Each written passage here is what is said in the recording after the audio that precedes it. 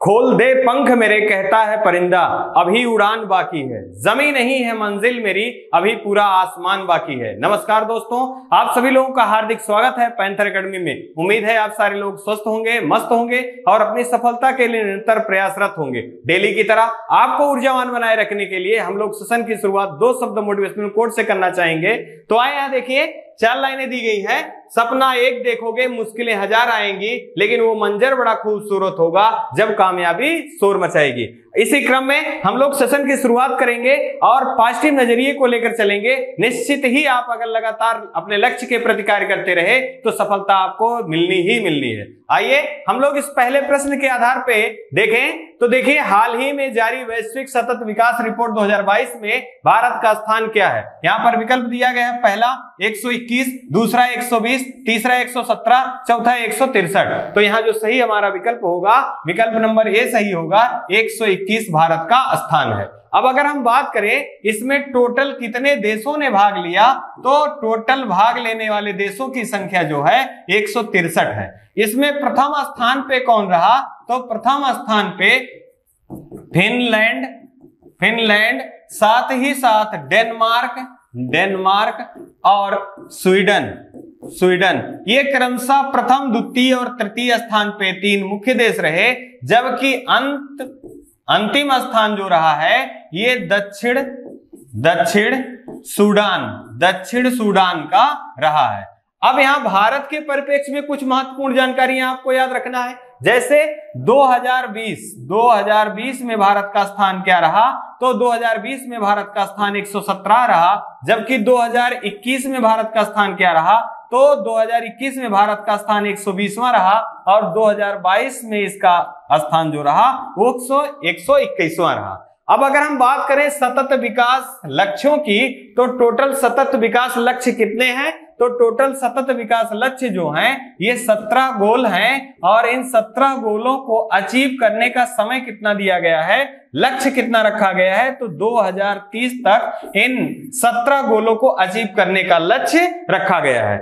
इसी को SDG index के नाम से भी जाना जाता है। अगर हम यही बात कर लें कि एसडीजी सतत विकास लक्ष्य की परिकल्पना किस आयोग के आधार पर की गई, तो वर्ल्ड लैंड आयोग के आधार पर सतत विकास लक्ष्य की परिकल्पना की गई। आइए इसी क्रम में हम लोग दूसरा प्रश्न देख लेते हैं। हाल ही में अंकटाड द्वारा जारी विश्व निवेश रिपोर्ट 2022 में कौन सा देश एफडीआई का शीर्ष स्थान रहा। अब यहां देखिए, पहला दिया गया है भारत, दूसरा जापान, तीसरा चीन, चौथा दिया गया है यूएसए। तो यहां जो सही हमारा विकल्प होगा, विकल्प नंबर डी सही होगा, यूएसए।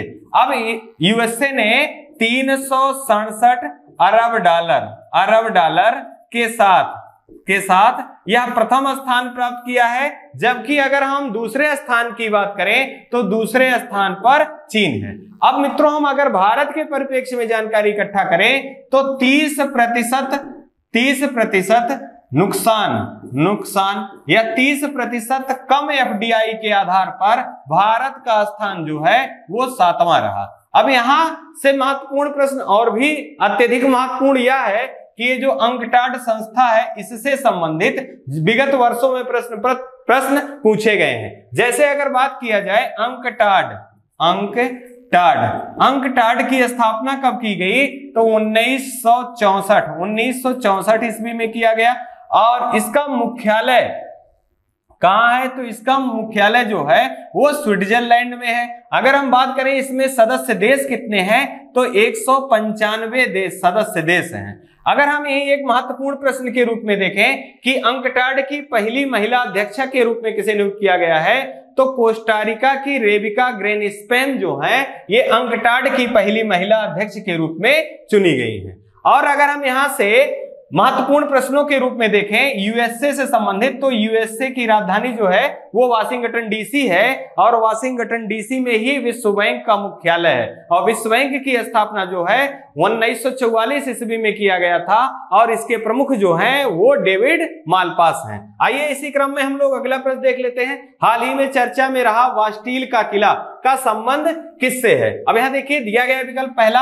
जापान, दूसरा दिया गया कनाडा, तीसरा फ्रांस, चौथा चीन। तो यहां जो सही होगा विकल्प नंबर सी सही होगा। वास्टिल का किला का संबंध किससे है? फ्रांस देश से है। अब यहां हम जाने कि फ्रांस की राजधानी क्या है? फ्रांस की राजधानी जो है ये पेरिस है। अब पेरिस से महत्वपूर्ण जानकारी के रूप में अगर हम बात करें मित्रों तो FATF financial action task force का मुख्यालय कहां स्थित है? वह पेरिस में स्थित है और इसकी स्थापना कब की गई थी? 1989 ईस्वी में किया गया था। जबकि अगर हम बात करें इसके अध्यक्ष कौन है तो टी राजा कुमार हाल ही में टी राजा कुमार हाल ही में FATF के प्रमुख के रूप में इन्होंने कार्यभार को संभाला है। अगर हम बात करें यूनेस्को का मुख्यालय कहां स्थित है? तो यूनेस्को का मुख्यालय भी पेरिस में स्थित है। और यूनेस्को की स्थापना कब की गई थी? तो 16 नवंबर 1945 ईस्वी में यूनेस्को की स्थापना की गई थी। इसके प्रमुख कौन है? इसके प्रमुख आंद्रे अजोले हैं। अगर हम बात करें यही फ्रांस से ही संबंधित कि 33वां ओलंपिक का आयोजन कहां किया जाएगा? तो वो फ्रांस में ही किया जाएगा। साथ ही साथ एक प्रश्न और बार बार पूछा गया है कि फ्रांस की राजधानी जो पेरिस है ये किस नदी के तट पर है? तो ये सीन नदी के तट पर स्थित है। अगर हम बात कर ले फ्रांस से एक महत्वपूर्ण प्रश्न के रूप में कि सुरा और सुंदरियों का देश के नाम से किसे जाना जाता है? तो वो फ्रांस को सुरा और सुंदरियों के देश के नाम से जाना जाता है। आइए इसी क्रम में हम लोग आगे बढ़े। देखिए हाल ही में किसके द्वारा भारत की पहली आर्टिफिशियल इंटेलिजेंस डिफेंस संगोष्ठी और प्रदर्शनी का उद्घाटन किया गया? अब यहां देखिए पूछा जा रहा है पहला विकल्प के रूप में अमित शाह, दूसरा राजनाथ सिंह, तीसरा नरेंद्र मोदी और चौथा दिया गया है पीयूष गोयल। तो यहां जो हमारा सही विकल्प होगा विकल्प नंबर बी सही होगा। राजनाथ सिंह जी द्वारा भारत का पहला आर्टिफिशियल इंटेलिजेंस संगोष्ठी और प्रदर्शनी का उद्घाटन किया गया। अब यहां यह जानना जरूरी है मित्रों कि यह किस स्थल से किया गया? तो नई दिल्ली से किया गया। अब यहाँ एक प्रश्न और भी आपको याद रखना है कि राजनाथ सिंह केंद्रीय रक्षा मंत्री के रूप में कार्यरत हैं। और भारत के पहले रक्षा मंत्री कौन थे? तो बलदेव सिंह जी जो थे वो भारत के पहले रक्षा मंत्री थे। अब यहीं से एक महत्वपूर्ण प्रश्न के रूप में अगर हम देखें कि हाल ही में भारत में पहला एलिवेटेड शहरी रोपवे सिस्टम का उद्घाटन किया गया और यह किससे संबंधित है? तो दिल्ली और हरियाणा से संबंधित है। दिल्ली में 10 किलोमीटर की दूरी जबकि हरियाणा में 19 किलोमीटर की दूरी यह तय करेगा और यह शहरी एलिवेटेड के रूप में भारत का पहला है। अगर हम बात करें सार्वजनिक क्षेत्र में रोपवे सिस्टम लागू करने की तो सबसे पहले किस राज्य के द्वारा प्रारंभ किया गया?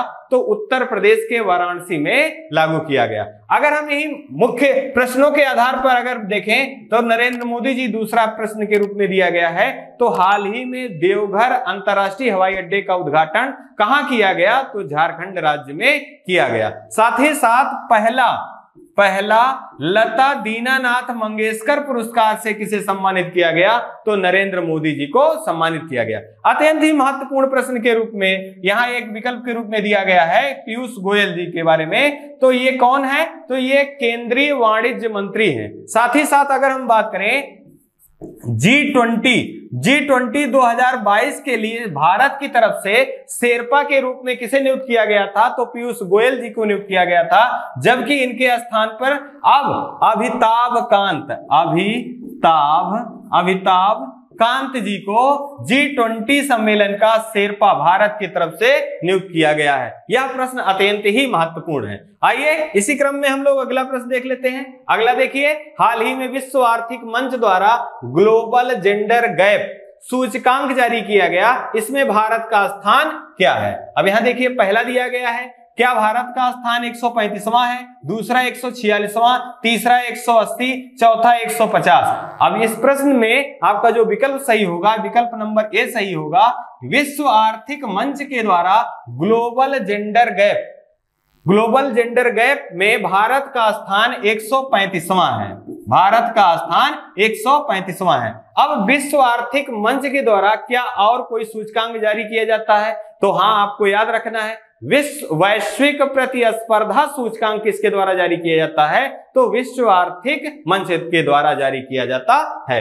अब इसमें भारत का स्थान 2022 में ग्लोबल जेंडर गैप में 135वां है, जबकि 2021 में भारत का स्थान 140वां था। अब यहां पर 135 में कितने देशों ने भाग लिया है? तो टोटल 146 देशों ने भाग लिया। और इसमें प्रथम स्थान पर कौन है? तो प्रथम स्थान पर आइसलैंड है और अंतिम स्थान पर मित्रों अफगानिस्तान है।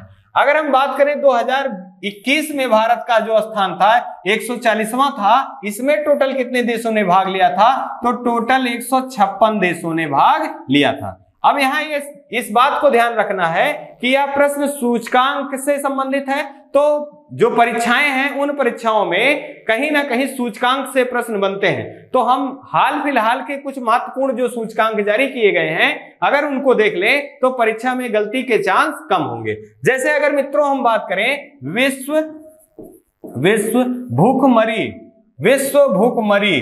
भूखमरी सूचकांक में भारत का स्थान क्या है? तो भारत का स्थान 101वां है। अगर हम बात करें विश्व प्रेस स्वतंत्रता सूचकांक में भारत का स्थान कितना है? 150 है, जबकि पहले कितना था? 142 था। मानव विकास सूचकांक में भारत का स्थान कितना है? तो 131वां है, जबकि भ्रष्टाचार बोध सूचकांक में भारत का स्थान कितना है?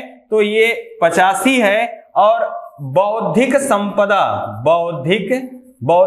संपदा सूचकांक में भारत का स्थान कितना है? तो 43 है। अब यहीं पे विकल्प के रूप में दिया गया है 180। इसको भी ध्यान रखें कि विश्व पर्यावरण प्रदर्शन सूचकांक में भारत का स्थान कितना है? तो भारत का स्थान जो है 180 है।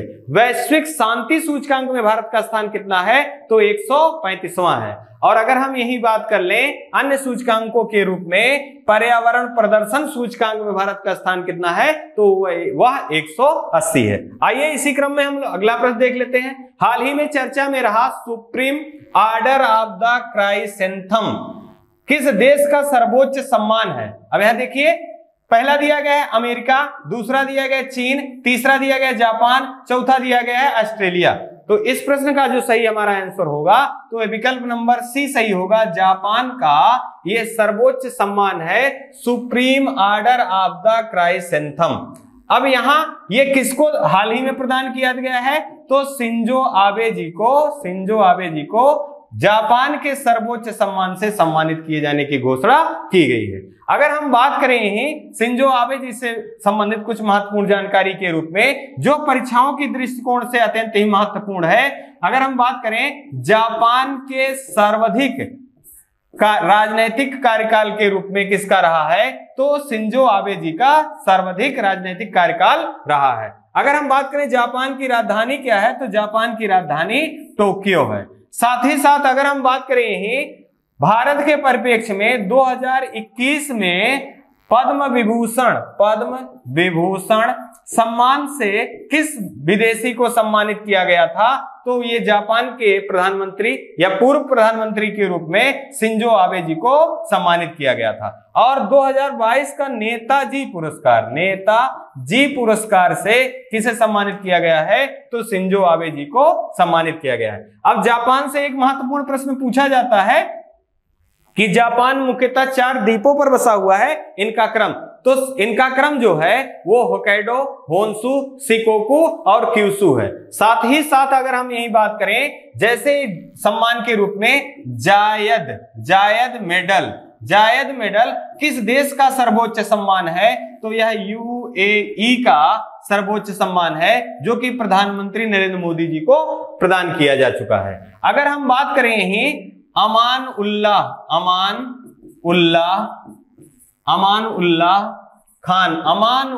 खान सम्मान किस देश का सर्वोच्च सम्मान है? तो यह जो है अफगानिस्तान का सर्वोच्च सम्मान है, जो कि प्रधानमंत्री जी को यह भी प्रदान किया जा चुका है। अगर हम बात करें यही सैफ अल सम्मान किस देश का सर्वोच्च सम्मान है, तो सैफ अल सम्मान जो है ये सऊदी अरब का सर्वोच्च सम्मान है।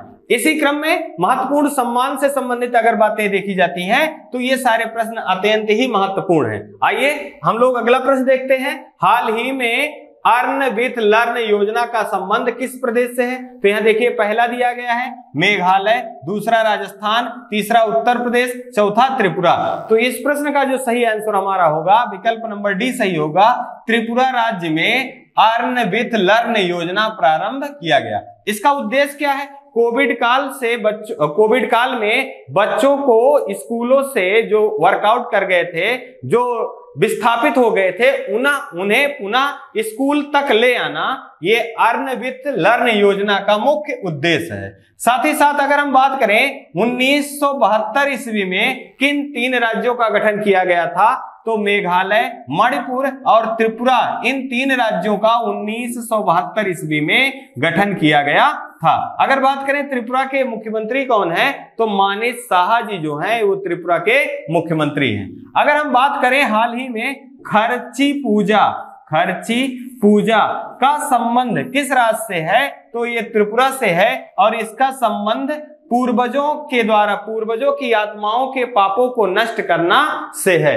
अगर हम बात कर ले यही कुछ महत्वपूर्ण जो योजनाएं हैं, जैसे कौशल्या योजना किसके द्वारा प्रारंभ किया गया, तो कौशल्या योजना जो है ये छत्तीसगढ़ द्वारा प्रारंभ किया गया। अगर हम बात करें समर्थ योजना, ये किसके द्वारा प्रारंभ किया गया, तो ये कर्नाटक सरकार के द्वारा प्रारंभ किया गया। अगर हम बात करें ई अधिगम योजना, ये किसके द्वारा प्रारंभ किया गया, हरियाणा के द्वारा प्रारंभ किया गया। हम बात करें स्कूल चलो अभियान किसके द्वारा प्रारंभ किया गया, तो उत्तर प्रदेश सरकार के द्वारा प्रारंभ किया गया। कहां से, श्रावस्ती से प्रारंभ किया गया। जीवला योजना का संबंध किससे है, तो जीवला योजना का संबंध महाराष्ट्र राज्य से है। ये सारे प्रश्न अत्यंत ही महत्वपूर्ण हैं। आइए इसी क्रम में हम लोग अगला प्रश्न देख लेते हैं। हाल ही में टाइम्स पत्रिका के द्वारा विश्व के सर्वश्रेष्ठ स्थानों की सूची में भारत के कितने शहरों को स्थान दिया गया, यहां देखिए दिया गया है 5 शहर को, फिर दिया गया 4 शहर को, अगला दिया गया है 10 शहर को और लास्ट दिया गया चौथा विकल्प के रूप में 2 शहर को। यहां जो हमारा सही विकल्प होगा दोस्तों, यह होगा विकल्प नंबर डी, 2 शहरों को। अब 2 शहर कौन कौन से हैं, तो पहला आपका है अहमदाबाद, साथ ही साथ दूसरा जो है ये आपका केरल है। इन 2 शहरों को टाइम्स पत्रिका के द्वारा विश्व के सर्वश्रेष्ठ स्थानों की सूची में शामिल किया गया है। अब यहां बात हो रही है विश्व के सर्वश्रेष्ठ स्थलों के रूप में, तो यूनेस्को के द्वारा, यहां ध्यान रखें, यूनेस्को के द्वारा tree city of the world के रूप में भारत के किन शहरों को चुना गया है, तो पहला जो है ये हैदराबाद है, साथ ही साथ दूसरा जो है ये मुंबई है। अगर हम बात करें यही creative city of the world के रूप में किसे चुना गया है, तो जम्मू और कश्मीर राज्य को creative city of the world के रूप में चिन्हित किया गया है। अब यूनेस्को से संबंधित कुछ महत्वपूर्ण जानकारी के रूप में अगर हम यही देखें, जो कि परीक्षाओं में बार बार पूछा गया है, जैसे अगर विश्व विरासत स्थल भारत में टोटल कितने हैं, तो 40 स्थल हैं। अब इसमें आपको लास्ट 2 जरूर याद रखना है। जैसे 40वां कौन है, तो रामप्पा मंदिर जो कि तेलंगाना से संबंधित है, यह 40वां है, जबकि 39वां के रूप में रामप्पा मंदिर है, जबकि 40वां के रूप में धौलावीरा जो है ये 40वां विरासत स्थल है। अगर हम बात करें यही अमूर्त स्थल, अमूर्त स्थल कितने हैं भारत में? तो अमूर्त स्थल 14 हैं, ये भी यूनेस्को के द्वारा चिन्हित किए गए हैं। और इसमें से 14वां कौन है? तो दुर्गा पूजा जो कि कलकत्ता से संबंधित है, ये 14वां है। अब डाटा के रूप में 2 डाटा और आपको याद रखना है। जैसे अगर आपसे बात किया जाए कि भारत में आर्द्र भूमि कितनी है प्रेजेंट समय में, वर्तमान में, तो भारत में 49 आर्द्र भूमियां हैं। और सर्वाधिक आर्द्र भूमियां किस राज्य में है? तो 10 आर्द्र भूमियां जो है उत्तर प्रदेश में स्थित हैं। साथ ही साथ अगर हम बात करें कि भारत में कितने टाइगर रिजर्व हैं, तो भारत में कुल टाइगर रिजर्व की संख्या जो है ये 53 है। इसमें 52वां आपको याद रखना है कौन सा है, और 53वां कौन सा है? तो 52वां जो है ये राजस्थान का रामगढ़ बिस्दारी जो है बूंदी जिले में स्थित है, ये 52वां है। जबकि गुरु घासीदास छत्तीसगढ़ का जो टाइगर रिजर्व है ये 53वां है। आइए इसी क्रम में हम लोग अगला प्रश्न देख लेते हैं। हाल ही में the McMahon line a century of discussed पुस्तक का विमोचन किसके द्वारा किया गया? यहां देखिए, पहला दिया गया है जे सिंह, दूसरा रमेश कुमार, तीसरा अनिल कुमार, चौथा दिया गया है राजेंद्र विश्वनाथन। यहां जो सही हमारा विकल्प होगा, विकल्प नंबर ए सही होगा, जे सिंह जी द्वारा ये लिखा गया है। ये लेखक कौन है? जे सिंह जी हैं, और ये पूर्व राज्यपाल रह चुके हैं अरुणाचल प्रदेश के पूर्व राज्यपाल रह चुके हैं। अगर बात करें इसका विमोचन किसके द्वारा किया गया, तो राजेंद्र विश्वनाथन जी के द्वारा किया गया। ये हिमाचल प्रदेश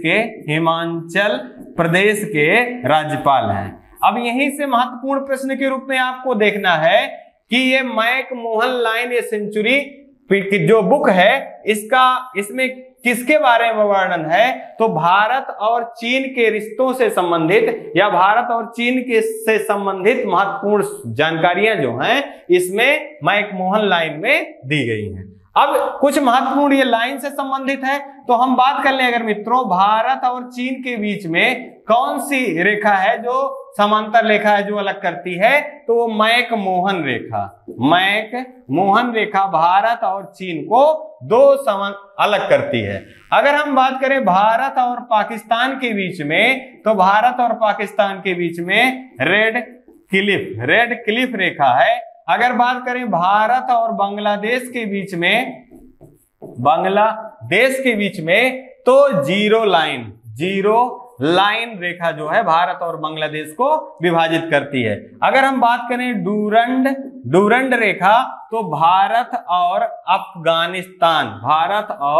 अफगानिस्तान के मध्य में है। अगर बात करें 49वीं समांतर रेखा किनको अलग करती है, तो यूएसए और कनाडा को अलग करती है 49वीं समांतर रेखा। 17वीं समांतर रेखा किनको अलग करती है? तो उत्तरी वियतनाम और दक्षिणी वियतनाम को अलग करने वाली रेखा जो है वो 17वीं समांतर रेखा है। जबकि 38वीं समांतर रेखा किसको अलग करती है? तो दक्षिण कोरिया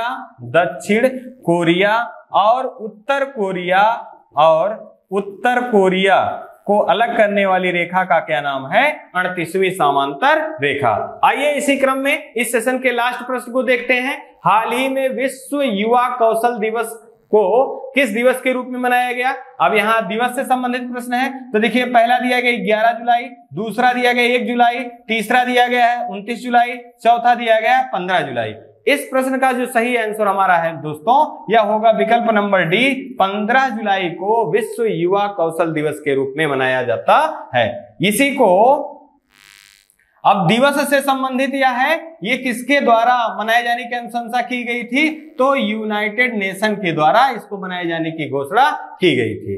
अब दिवस से महत्वपूर्ण प्रश्नों के रूप में देखें तो हाल ही में हमने 1 जुलाई को जीएसटी दिवस के रूप में मनाया है। जबकि अगर हम बात करें 11 जुलाई के बारे में, तो 11 जुलाई को विश्व जनसंख्या दिवस के रूप में मनाया गया है। अब यहाँ जनसंख्या से हाल ही में एक यूएन की रिपोर्ट आई है और इसको आपको निरंतर याद रखना है कि यूएन की रिपोर्ट के अनुसार कि भारत चीन को पीछे छोड़कर कब जनसंख्या में आगे हो जाएगा, तो 2023 में भारत चीन को पीछे छोड़कर सबसे पहला अधिक जनसंख्या वाला देश बन जाएगा। अब दिवस से संबंधित कुछ महत्वपूर्ण प्रश्न हैं जो कि हम बहुत क्विक रिवीजन के रूप में महत्वपूर्ण दिवसों को देख लें। जैसे अगर हम बात करें 7 अगस्त को भाला फेंक दिवस मनाए जाने की घोषणा की गई थी, जबकि 14 अगस्त को विभाजन विभीषिका दिवस मनाए जाने की घोषणा की गई है। अगर हम बात करें 26 दिसंबर के बारे में तो वीर बाल दिवस के रूप में मनाए जाने की घोषणा की गई है। बात करें 16 जनवरी की तो 16 जनवरी को स्टार्टअप दिवस के रूप में मनाया जाता है। और बात कर लें अगर हम यही 23 जनवरी के बारे में तो 23 जनवरी के बारे में तो पराक्रम दिवस के रूप में मनाए जाने की घोषणा की गई। और 27 फरवरी की बात करें तो 27 फरवरी को विश्व प्रोटीन दिवस के रूप में, अगर बात करें 16 मार्च को तो विश्व टीकाकरण दिवस के रूप में, बात करें 24 मार्च को विश्व जल दिवस के रूप में, और बात करें अगर 22 अप्रैल की तो 22 अप्रैल को पृथ्वी दिवस और 24 अप्रैल को पंचायती राज दिवस,